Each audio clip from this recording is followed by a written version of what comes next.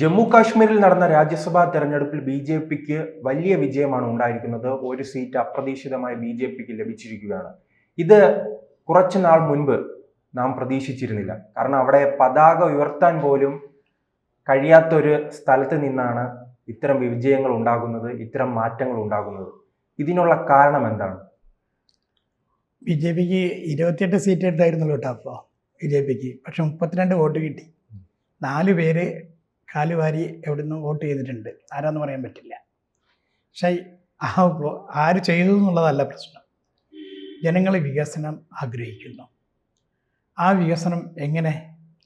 വെറൊരു വികസനം മാത്രമല്ല, ഒന്നിച്ച് നിന്ന് കഴിഞ്ഞാൽ ചിലതെല്ലാം നേടിയെടുക്കാൻ സാധിക്കും എന്ന് കാശ്മീർ ജനത മനസ്സിലാക്കി. ജനതയാണല്ലോ അവർ അയക്കുന്നത്. അവർ മനസ്സിലാക്കി. ഇവരുടെ സ്വന്തം തീരുമാനം അനുസരിച്ചല്ലല്ലോ അവർ വോട്ട് ചെയ്തിട്ടുണ്ടാകുക. പലരിൽ നിന്നും അവർക്ക് അതിനുള്ള പിന്തുണ കിട്ടിക്കാണും. ആ പിന്തുണയോട് കൂടിയിട്ടാണെങ്കിൽ അതാരുടെ പിന്തുണ? വികസനം ആഗ്രഹിക്കുന്ന ജനതയുടെ പിന്തുണ.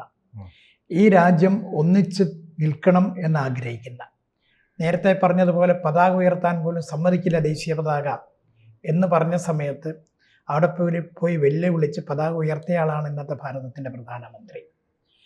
ആ പ്രധാനമന്ത്രി ഭരിക്കുന്ന സമയത്ത് രാഷ്ട്രത്തിനെ ഒന്നിച്ചു നിർത്തണം, ഒറ്റക്കെട്ടായി നിൽക്കണം, രാജ്യത്തിനൊരു പോറൽ പോലും ഏൽക്കാൻ പാടില്ല എന്ന് ചിന്തിക്കുന്ന പ്രധാനമന്ത്രി.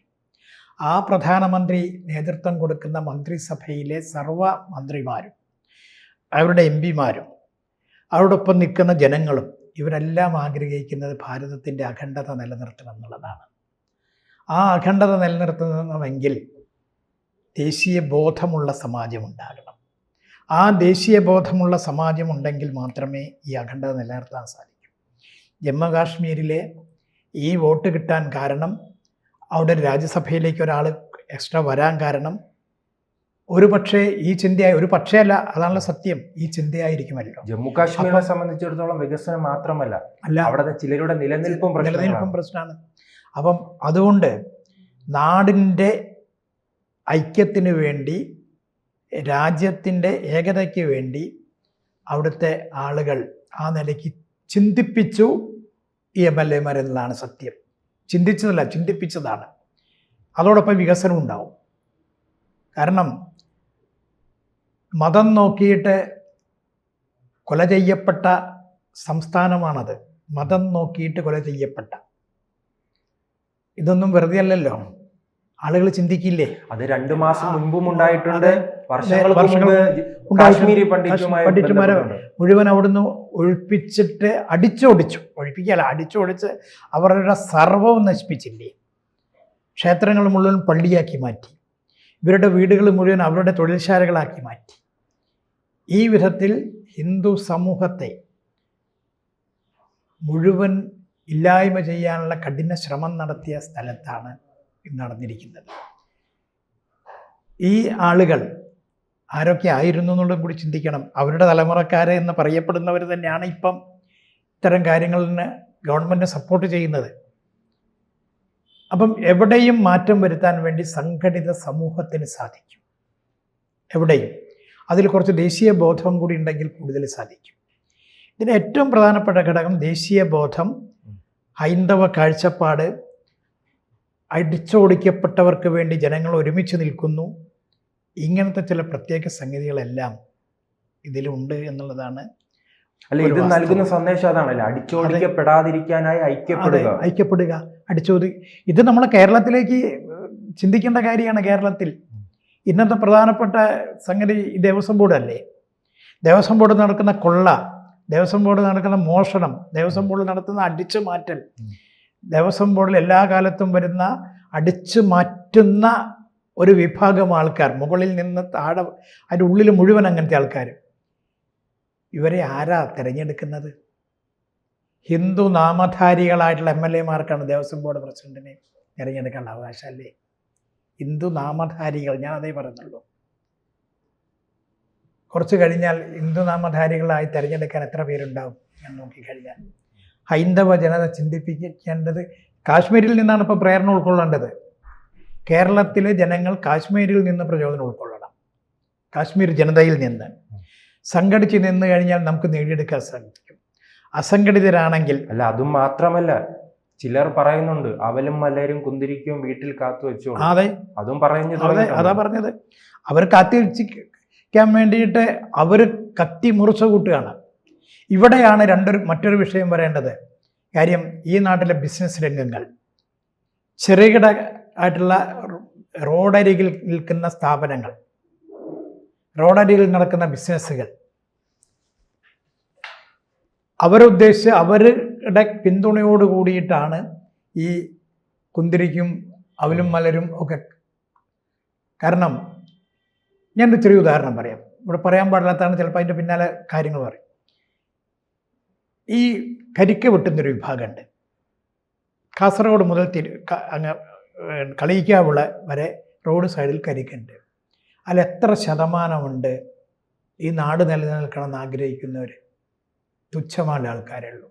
നാടിനെ ശിഥിലമാക്കണമെന്ന് ആഗ്രഹിക്കുന്ന ആൾക്കാരാണ് അതിൽ 90-ൽ കൂടുതൽ ശതമാനം. അവിടെ കയ്യിൽ കരിക്ക് വെട്ടാൻ കൊടുക്കുന്ന വാള ഏതാ? നമ്മൾ ചിന്തിക്കേണ്ടതല്ലേ? ഇവിടുത്തെ ഉദ്യോഗസ്ഥർ അതിനെക്കുറിച്ച് ചിന്തിക്കുന്നുണ്ടോ? ഇവിടെ മുഴുവൻ റൈഡ് എടുക്കാൻ അവർ തയ്യാറാണോ? ഞാൻ ആ വിഷയത്തിൽ നിന്ന് കുറച്ചൊന്ന് വ്യതിചലിക്കുകയാണെങ്കിൽ പോലും ഇതേപോലത്തെ നിരവധി ബിസിനസ്സുകളില്ലേ? ആ സാധനങ്ങളുടെ മുഴുവൻ ഉള്ളിൽ സൂക്ഷിച്ചു വെച്ചിരിക്കുന്നത് എന്താണ്? എന്തുകൊണ്ട് ഈ ഭീകരവാദികളുമായി എവിടെയെങ്കിലും ഒരു ചെറിയ സംഘർഷം നടന്നു കഴിഞ്ഞാൽ, ഒരു വാക്കേറ്റം ഉണ്ടായിക്കഴിഞ്ഞാൽ, വാട്സപ്പ് ഗ്രൂപ്പിൽ കൂടി പറഞ്ഞിട്ട് 5 മിനിറ്റ് കൊണ്ട് ആയിരക്കണക്കിന് ആൾക്കാരോട് എത്താൻ കാരണം എന്താണ്? അല്ല, പണ്ട് ലവ് ജിഹാദുമായി ബന്ധപ്പെട്ട് ഈ അന്വേഷണ സംഘം പോയി നിൽക്കുന്നത് ഇതുപോലെ ബിസിനസ്സിലാണ്. ഈ ഒന്നെങ്കിൽ മൊബൈൽ കടയിലോ അല്ലെങ്കിൽ ജ്യൂസ് കടയിലൊക്കെയാണ്. ഇത് അതുമല്ല, കടയിലോ, ഇത് റോഡ് സൈഡിൽ ഇങ്ങനത്തെ സംഗതികളാണ്.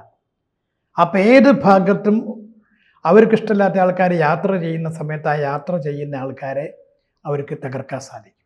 എത്ര വാഹനാപകടങ്ങൾ ഉണ്ടാകുന്നുണ്ട്? ആരെങ്കിലും ചിന്തിക്കാറുണ്ടോ? മാധ്യമപ്രവർത്തകരെ നേരെ നടക്കുന്ന വാഹന അപകടങ്ങളെക്കുറിച്ച് ചിന്തിക്കാറുണ്ടോ? ദേശീയ കാഴ്ചപ്പാടുള്ള അതിൽ പ്രവർത്തിക്കുന്ന മാധ്യമപ്രവർത്തകരുടെ നേരെ അപകടങ്ങൾ ഉണ്ടായിട്ടുണ്ട്.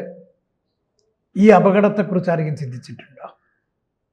അപ്പോൾ കേരളത്തിൽ വരാൻ പോകുന്ന ഒരു നാശത്തിൻ്റെ, ഹിന്ദു നേരിടുന്ന ഏറ്റവും വലിയ പ്രശ്നങ്ങളുടെ കാരണത്തെക്കുറിച്ച് ഇപ്പോഴേ ചിന്തിച്ചില്ലെങ്കിൽ, ജമ്മു കാശ്മീരിൽ നാശം സംഭവിച്ച ശേഷമാണ് ഐക്യപ്പെടലുണ്ടായത്. കേരളത്തിൽ നാശപ്പെടുന്നതിൻ്റെ ഒപ്പം തന്നെ ഐക്യം ഉണ്ടാകണം എന്നാണ് നമ്മൾ ചിന്തിക്കേണ്ടത്. അപ്പോൾ കേരളത്തിലെ ജനത അതായത് ഭാരതം നിലനിൽക്കണം, കേരളം നിലനിൽക്കണമല്ലോ.